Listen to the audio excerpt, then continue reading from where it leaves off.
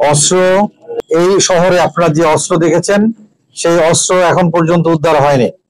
আপনারা সবাই নিরাপত্তাহীনতায় ভুগছেন, এ কথাটা আপনারা বলেছেন। এবং আপনারা যে ধরনের অস্ত্র ইতিপূর্বে এই শহরে আপনারা দেখেছেন বিভিন্ন জনের কাছে, মাদক ইত্যাদি প্রদর্শিত হচ্ছে। আমি ধন্যবাদ জ্ঞাপন করছি যারা এই প্রচেষ্টাটা, যে এই এন্ডেভারটা যারা করেছে তাদেরকে আমরা ধন্যবাদ জ্ঞাপন করছি এবং তাদেরকে পুরস্কার ঘোষণা করছি।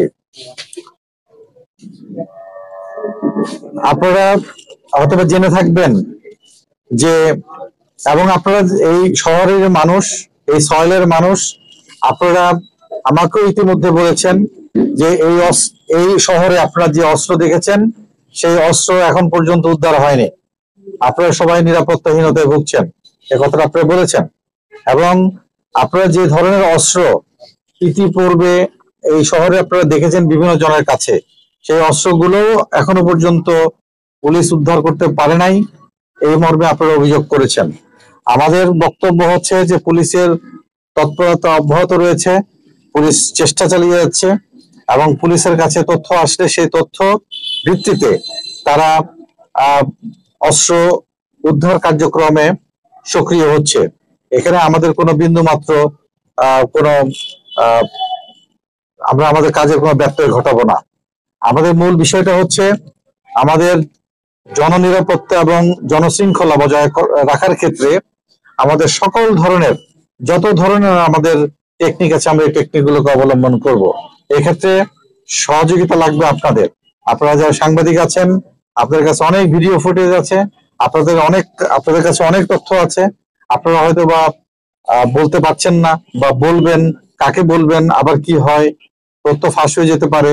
সেক্ষেত্রে আপনারা আপনাদের লিখিতভাবে আপনারা আমাদেরকে পোস্ট করতে পারেন যে অমুক জায়গায় আপনারা জানেন, বা কারা কারা জড়িত, কোনো ভিডিও ক্লিপ ফুটেজ যদি আপনাদের থেকে থাকে সেগুলো আপনারা আমাদেরকে হোয়াটসঅ্যাপ বা বিভিন্ন প্রক্রিয়ার মাধ্যমে দিতে পারবেন। এবং দিলে পরে আমরা আজকের যে একটি প্রদর্শনী করছি, এরকম প্রদর্শনী আমরা আরো করতে পারবো বলে আমরা বিশ্বাস। কারণ খুব কম অংশই আমরা এখানে আনতে পেরেছি।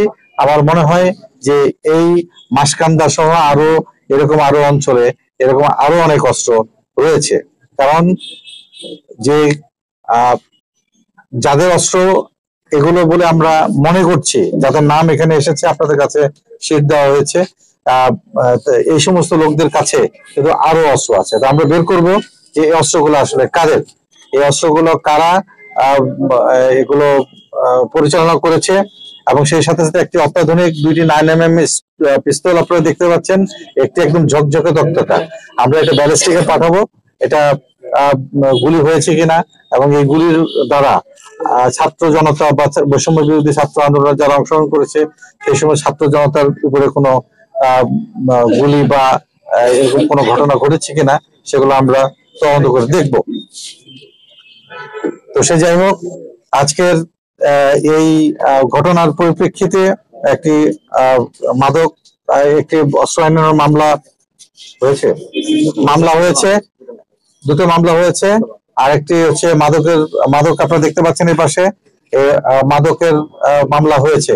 তার মানে হচ্ছে বিষয়টা হলো এরকম যে মাদক গুলো ব্যবহার করতো আর এগুলো দিয়ে মানুষ কোপাইতো, মানুষকে মারতো। তো এরকম একটি দল বা এরকম একটি রাজনৈতিক সংগঠন যাদেরকে সরকার ইতিমধ্যে নিষিদ্ধ ঘোষণা করেছে, তাদেরকে ধরিয়ে দেওয়ার জন্য আমাদের আবেদন থাকলো আপনাদের কাছে। তাদেরকে দেখা মাত্রই পুলিশকে খবর দিবেন, তাদেরকে অ্যারেস্ট করা হবে এবং আইনানুগ ব্যবস্থা নেওয়া হবে। কারণ এই সমস্ত ব্যক্তিবর্গগুলোই এই সমস্ত অস্ত্র দিয়ে সাধারণ জনগণকে, ছাত্র জনতাকে আহত করেছে, তাদেরকে মৃত্যুপর্যন্ত ঘটিয়েছে। এবং এদের তৎপরতার কারণেই বাংলাদেশ পুলিশও ক্ষতিগ্রস্ত হয়েছে। অতএব আমরা সরকারি কোনো প্রতিষ্ঠানকে আর ক্ষতির সম্মুখীন হতে দেব না। এই জন্য আপনাদের আন্তরিক সহযোগিতা কামনা করছি। সেই সাথে সাথে আমার যারা পুলিশের যারা আছেন, যারা আইন শৃঙ্খলা নিয়ন্ত্রণের জন্য যারা দায়িত্বপ্রাপ্ত, তারা আরো বেশি তৎপর হবেন। হ্যাঁ, আমরা দুজনের নাম পেয়েছি। ফারজানা শান্তাকে তো অ্যারেস্ট করা হয়েছে, পলাতক রয়েছে তন্ময়, 25 এবং হৃদয়, এই দুজনের নাম এসেছে। এখন আমরা এদেরকে গ্রেপ্তার করলে পরে, এদেরকে আইনের আওতায় নিলে পরে আমরা হয়তো বা আরো বাকিটুকু বুঝতে পারবো। কারণ আপনারা বুঝতে পারছেন যে এত সরঞ্জাম এটার উপরে মানে এরকম টাই স্যুট পরা লোক ছাড়া এ সম্ভব না। কারণ একজন লেম্যান, একজন কর্মী কখনো এটাই তো বানাতে পারবে না। এখানে এত কিছু, একটা দামি অস্ত্র। সুতরাং আপনারা নিজেরাই বুঝতে পারছেন এগুলো কাজের অস্ত্র, কারা ব্যবহার করতো, কি জন্য ব্যবহার করতো, কি কারণে ব্যবহার করতো। অতএব আমরা এগুলো উদ্ঘাটন করব ইনশাল্লাহ। আমাদেরকে সুযোগ এবং সময় আপনাদেরকে দিতে হবে। তবে এই মুহূর্তে একজনকে গ্রেফতার করা আছে এবং দুজনের নাম আমরা পেয়েছি, হৃদয় এবং তন্ময়, এবং এদের গ্রেফতার কার্যক্রম অব্যাহত রয়েছে।